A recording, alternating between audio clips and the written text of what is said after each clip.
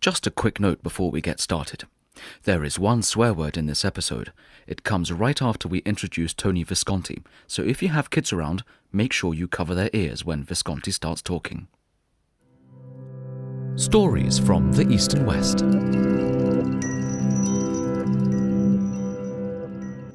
Hey Nitzan. Hi John, how are you? What's today's story? Today, well, just have a listen to this.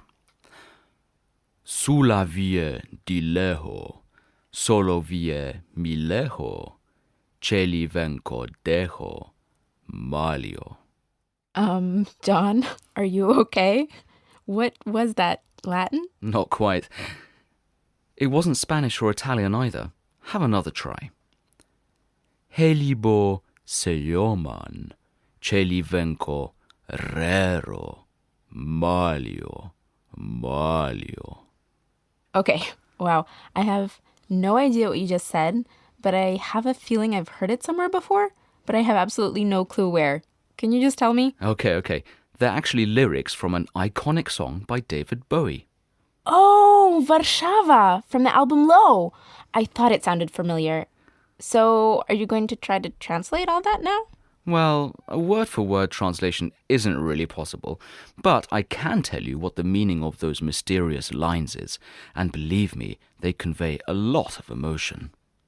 So, there's a lot of meaning, but they aren't translatable. Isn't that a little contradictory? That's a good question, and in this episode we'll be investigating what was going through David Bowie's mind and how this legendary and oh-so-mysterious song was created. Right, on to the story.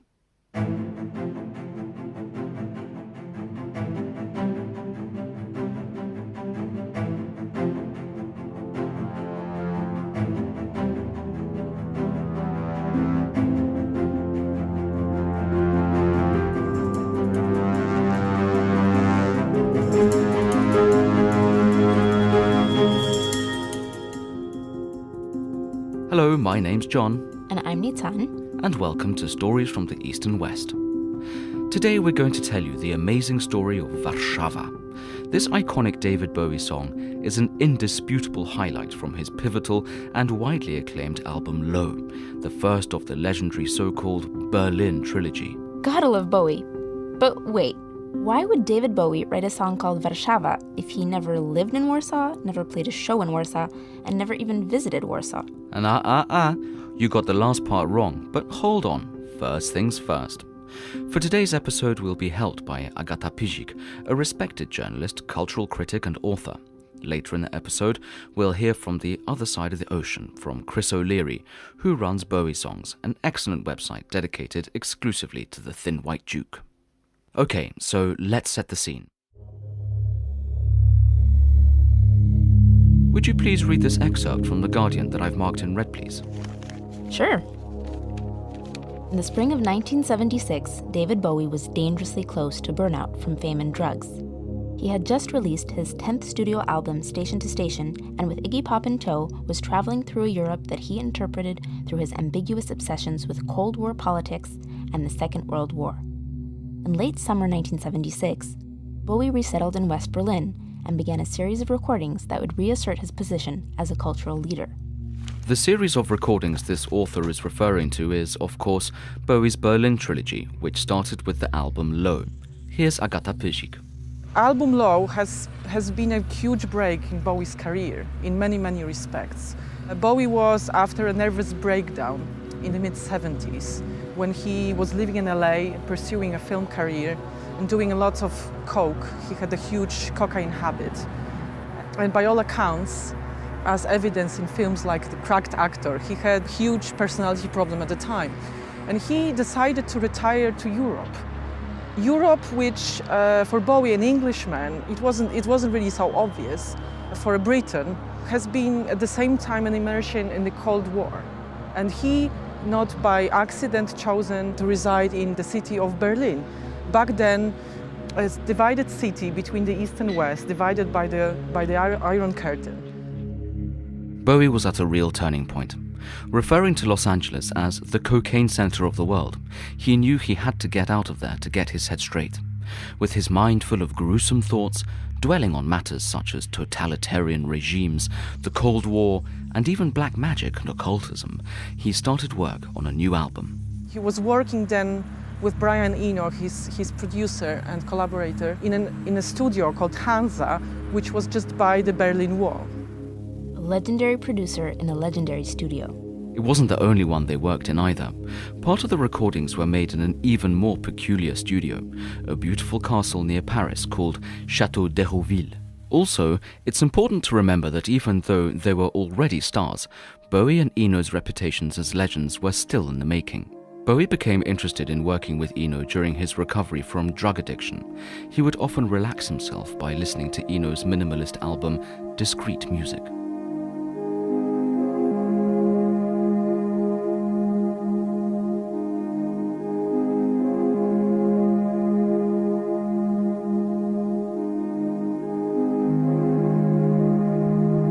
During the 1970s, Brian Eno pioneered the creation of ambient, a new music genre that happened to reflect his own personality. Mystic, focused, precise, calm and thoughtful. These soothing qualities were something he brought with him to the studio. Eno was complemented by another completely different personality on the production side of things, Tony Visconti. Lively and cheerful, he had a 4-year-old son who he'd bring into the studio, something that a lot of producers would have frowned upon. It seems Visconti had a cheeky sense of humor. I get a phone call from David and Brian Eno, and they said, we're going to do an experimental album in France, in Château d'Hérouville in France. And they said, what can you bring to the table? We want to be far out, man. You know, we want to go as far as we can. I said, I've got a harmonizer. They go, great, what does it do? And I said this spontaneously. I said, well, and I knew they would love this. I said, it fucks with the fabric of time. And at the other end of the phone, I heard them go, woo-wee! So it was great. It was absolutely great. Perhaps it was his working with two very different co-producers that led to Bowie creating two very different sides to Low. Here's Chris O'Leary from Bowie Songs on this duality. If Low's first side was a series of brief communiques from a shattered man, its second side was a set of quiet interior landscapes, a psychic desolation embodied in an imaginary Eastern Europe. Okay, so to recap, we have Bowie recovering from addiction in a rather low mood. Yeah, nice pun there. Yeah, thanks. So, we have two legendary studios, two iconic producers, an album with two faces. And we have Berlin divided by the wall and Bowie living and traveling with Iggy Pop across Europe. Anything else before we move on? Yes, one very crucial detail. Back then, Bowie had a severe fear of flying. He would literally refuse to set foot on a plane. He felt so strongly about it, in fact, that between February and May 1973, Bowie famously completed an entire circuit of the globe without using air travel. Wow, that's real dedication. He crossed the Atlantic by ship, then made his way across the USA by van and train. Then he crossed the Pacific by ship to perform in Japan. After finishing his concert tour in Japan, he decided to go back to London by train, crossing the entire breadth of the Soviet Union.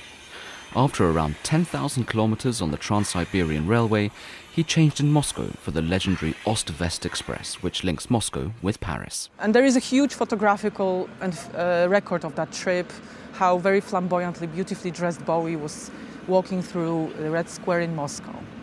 And then we know that he just had to, on his way to Paris, go through Warsaw. The train stopped in Warsaw, but only for an hour or so. Even though Bowie wanted to go out for a walk, apparently an overzealous train official pushed him back into his compartment.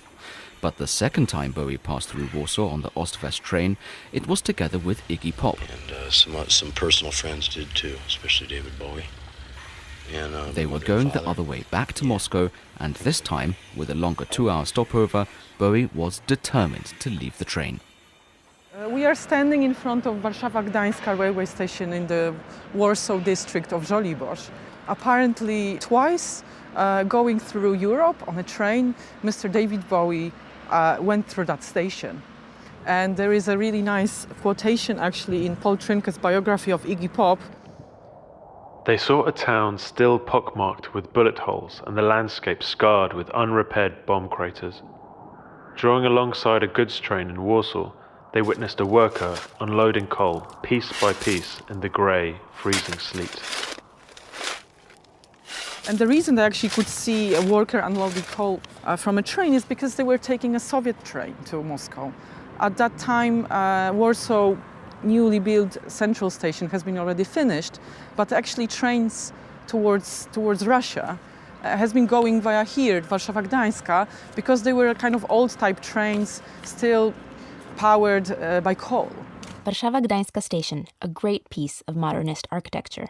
So Bowie got off the train there, and what did he do next? He randomly headed north towards today's Wilson Square. So we are here on the Plac Wilsona, Wilson Square in Żoliborz, which back then was called obviously the Paris Commune Square, to which allegedly Bowie went to go for shopping, as evidenced by curious Slavonic chants.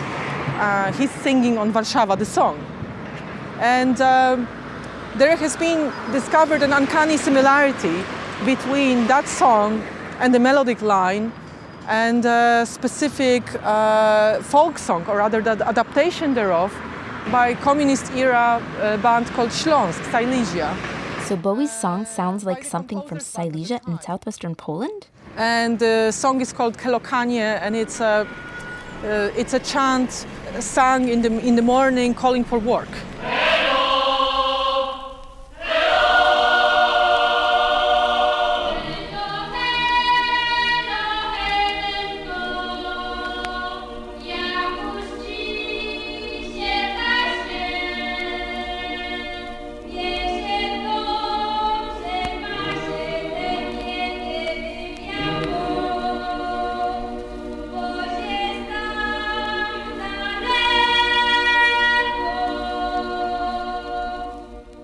At that time, on that square, there has been a bookshop of Dom Książki, later a bookshop called Vena, Inspiration, which was located precisely here, where the hamburger shop is. And another one, Empik, the kind of socialist era sort of record and bookshop. The hypothesis is that Bowie purchased some records of Silesia there. So Bowie left Warsaw with two memories. One of a gruesome city held down by a totalitarian regime, and the other of an emotional song that he didn't really understand. Things are really starting to sound very low to me. Oh, come on, Nitzan. Yeah, another okay, pun. I'm sorry. Brian Eno was working alone for a few days at Chateau d'Hérouville towards the end of September 1976. Bowie, who had gone into Paris for a contentious meeting with his ex-manager, told Eno that he wanted to, quote, compose a really slow piece of music, but I want a very emotive, almost religious feel to it. This was typical of how they worked together, or as Eno put it, I would set up sonic scenarios for him, and he would react to them. Eno got down to work, but he didn't just follow Bowie's guidelines. But he also heard Tony Visconti's 4-year-old son on the studio piano, pressing 3 consecutive white keys, A, B, C.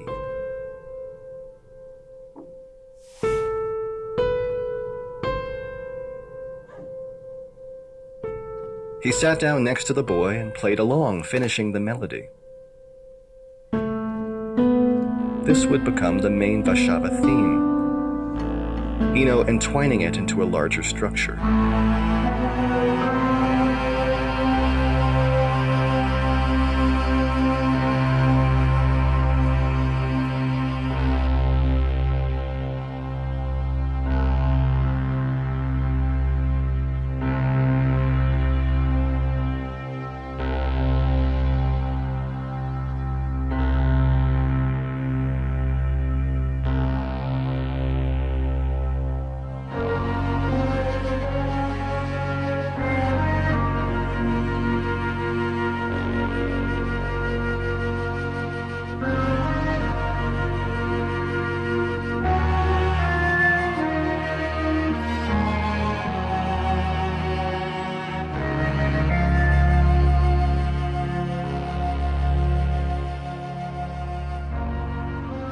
Using this method, Eno and Visconti created the first 2 movements of a song, a few minutes of very dramatic, monumental and dark instrumental music.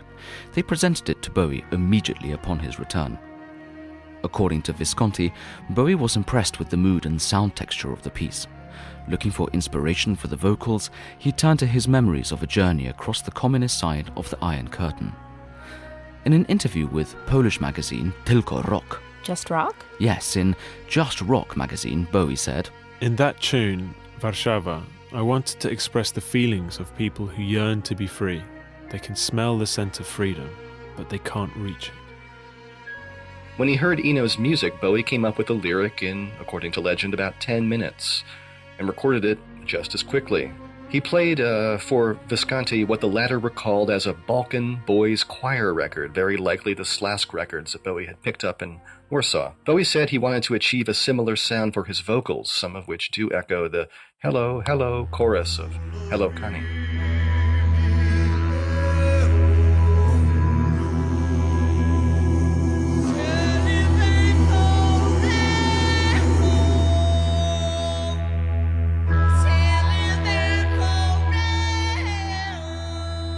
It's like a dialect of Esperanto. Bowie's lines aren't nonsense words as much as a series of phonetics with a rich internal rhyme scheme. A phonetic language that doesn't exist, Bowie said in 1977. Its aim was to, quote, capture the feeling between East and West, that different kind of tension. Bowie's words are easy to sing, a fusion of melodious Romance tongues, Italian, French, Spanish, and Portuguese, with a pinch of Slavic, and you could say the East is there as well with the chanted ohms of the bass line. In the Tylko Rock interview mentioned before, Bowie said that he believed the phonetics of the lyrics could express the emotions and convey the message, even if they didn't really mean anything. Warszawa seems to prove him right. The choral part, perfectly fitting the solemn but gloomy character of the music, has become one of the best illustrations of longing for freedom ever recorded.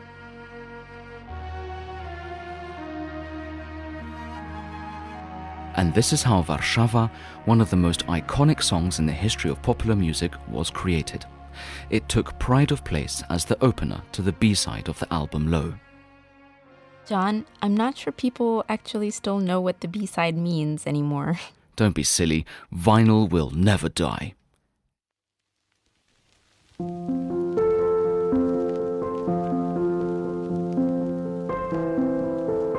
Anyway, Low was the first album of the famous Berlin trilogy. Not only did it turn Bowie from a music star into a leading cultural revolutionary and icon, but also, thanks to its post-rocky, mystical, ambient B-side, Low changed Bowie's musical image forever and influenced many young musicians. Bowie, it can be said, inspired a whole generation of young musicians in Britain, but also elsewhere, I would say Poland as well, to go deeper outside of one's own culture. He was one of the first popular musicians of the English language that got interested in the communist East, and this way inspired the whole generation to look beyond the Iron Curtain, to look towards the Soviet bloc, which was this land of scare and danger, but at the same time it was bleak, it was grey, but at the same time it was different, it was fascinating. And this way, the whole generation, listening to the solemn tones of Warszawa, started dreaming about the hallucinatory, imaginary East. And I find that fantastic. And those inspirations, some of them are pretty obvious. We all know that Joy Division, one of the most important post-punk bands, initially were called Warszawa, Warsaw. And they, of course, named themselves after the Bowie song. But after they learned that there was another band called Warsaw Pact, they changed their name into Joy Division, which was inspired by Ian Curtis' interest in totalitarianism and fascism. Low was also very close to Bowie's heart. He said in an interview for Uncut magazine, For whatever reason, for whatever confluence of circumstances, Tony, Brian and I created a powerful, anguished, sometimes euphoric language of sounds. In some ways, sadly, they really captured, unlike anything else in that time, a sense of yearning for a future that we all knew would never come to pass. It's some of the best work that the three of us have ever done. Nothing else sounded like those albums. Nothing else came close. If I never made another album, it really wouldn't matter now. My complete being is within those three. They are my DNA. So there's one final question that needs answering. Okay, go on. Is the song really about Warsaw? Well, let me think about that. I suppose the answer would be yes and, well, no. He named the 6-minute-plus, brooding hymn that opens Lowe's Nightside, not after Moscow, a city of which he'd had some experience, nor Berlin, his future home, but Warsaw, a city that he'd only glimpsed. Maybe Warsaw was just an emptier canvas, or perhaps something about the city resonated with Bowie during his brief walk. What's interesting is that Bowie actually spent much more time in the East, in different cities than Warsaw. He visited Moscow many more times and spent more time there. He, of course, resided in Berlin for a few years, on and off. But there is no song called Berlin, there is no song called Moscow, but there is a song called Warszawa, in which Bowie, if at all, spent probably like an hour of his life. Of these scant impressions, Bowie made a world, or at least a city. Because I think that what Bowie saw in here, and probably farther in the district of Żoliborz, actually is in that song. The song, which is extremely solemn and low-paced and very sublime. He's experimenting with a new sound. It's very kind of sparse. We can say is evocative at the same time of the cosmic spaces, but also of the sweeping, huge communist architectural spaces. And those spaces he could definitely find in the Stalinist-built Warsaw. You can tell from Warszawa itself, the song, that despite being so cold and solemn at the same time, is a very emotional song actually, and very romantic in a way, and having the grandeur that was previously lacking from Bowie's work. And that's Warsaw.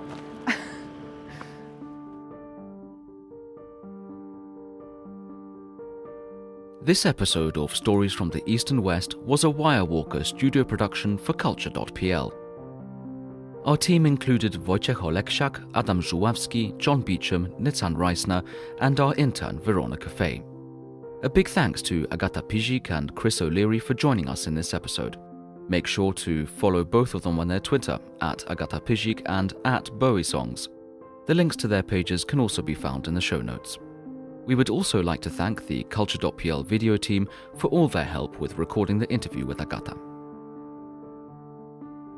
To see the notes from this episode, just tap the show art in your podcast app or visit storiesfromtheeastandwest.com. If you enjoyed the show, make sure to subscribe for future episodes. And remember to give us a review on Apple Podcasts. It'll help others find the podcast too.